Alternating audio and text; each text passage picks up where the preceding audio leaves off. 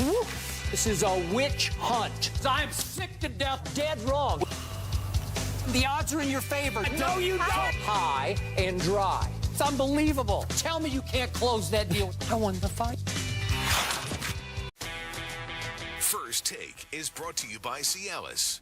The Kraken Black Spiced Rum. Release the Kraken. Please drink responsibly. And Macy's. I knew it would come. Just we can't always do it the way we like. But Greg's ready. The staff is ready. All the way through. It is so emotional right now, and I'm trying to hold this together. I know the energy level. Barry knew the energy level in football. The things, the demands of the time, the speaking, the traveling, the trying to do things to help other people. I enjoy doing it. And the thing was, I felt it was time.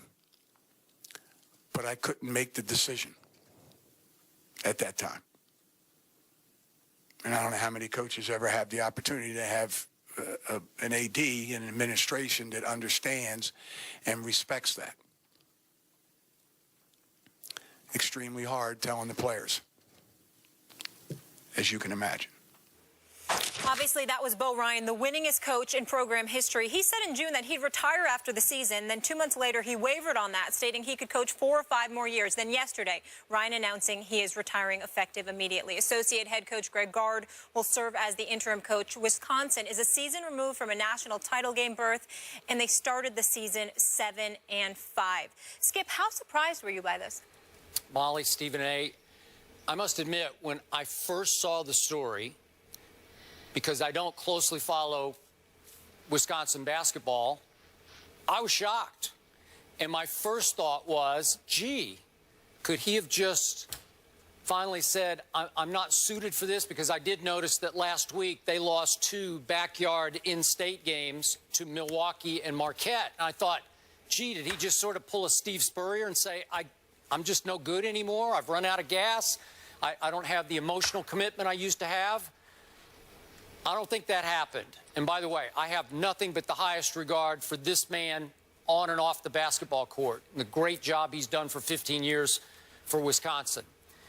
It sounds like, from all I read, this is from a distance, that his hand-picked, carefully groomed successor, Glenn Gard, was going through a big issue with his father, who was battling cancer last spring and through the summer, recently passed away. And off the quote we just heard from Bo Ryan, that he felt it was time, but he couldn't make the decision at that time. That time was probably after they came so close last year in the national finals, barely lost to an obviously a better team, I think, a more talented team. And he lost Kaminsky and he lost Decker to the NBA, obviously. And it was time maybe not to rebuild, but to reload at Wisconsin. And maybe he felt it was time then to step down after last year's finals, but that Glenn Gard was not emotionally ready to make the full-time commitment to seize the reins. So that's what I think from a distance. That's my 2 cents from the distance that happened, that now it's time. I hated for him to step down after some sort of meaningless game, home win over Texas A&M Corpus Christi. You'd like to see a little more fanfare, a little more hoopla. That's how you're going out, Coach?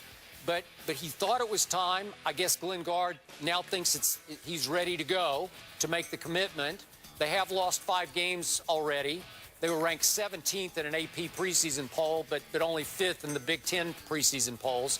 So it's going to be a struggle this year. I don't even know if they'll make the tournament or not, but it sounds like he was ready to step down after last season.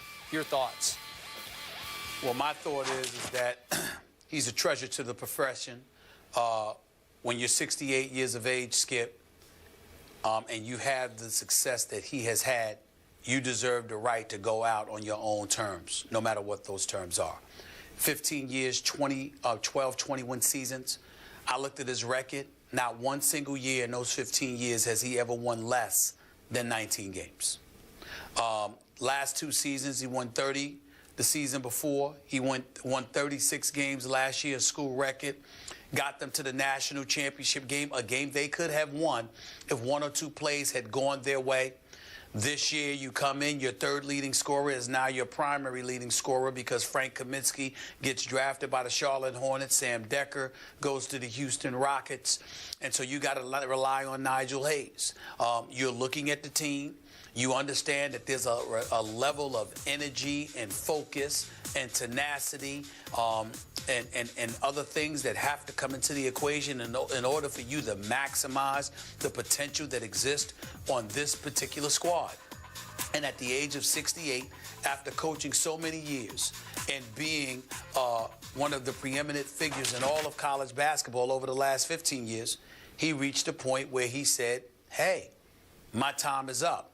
Now, I do agree with you, considering what his assistant coach Gardner was going through with his dad in the offseason and over the summer.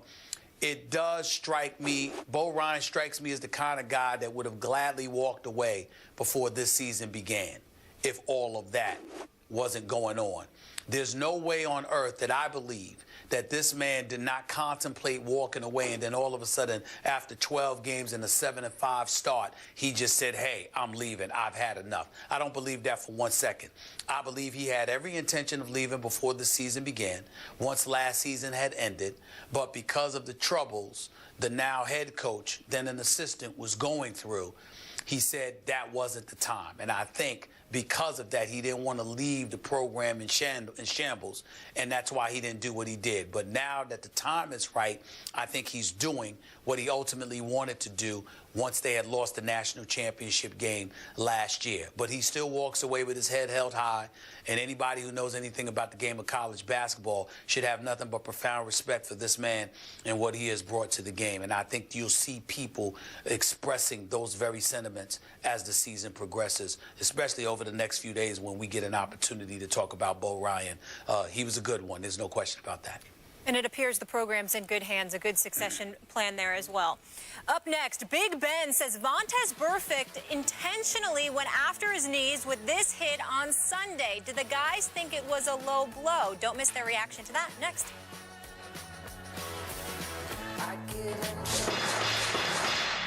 Did I fall asleep and dream? You did it. You chose him. He was horrible. How about them Cowboys? Oh, whatever. I don't know what he's doing. He tap danced like the late, great Gregory Hines. I mean, this is unbelievable. You need to show him more respect. You can say that nonsensical stuff, and then to top that off, you're moody. I'm not joking, bro.